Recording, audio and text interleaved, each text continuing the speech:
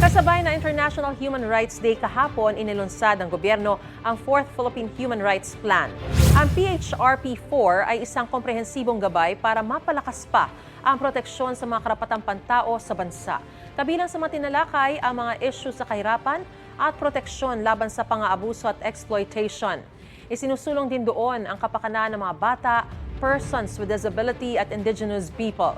Gayon din ang proteksyon sa mga OFW. Itinurn over ang PHRP-4 kay Executive Secretary Lucas Bersamin na siyang representative ni Pangulong Bongbong Marcos. Gusto mo bang mauna sa mga balita? Mag-subscribe na sa GMA Integrated News sa YouTube at tumutok sa unang balita.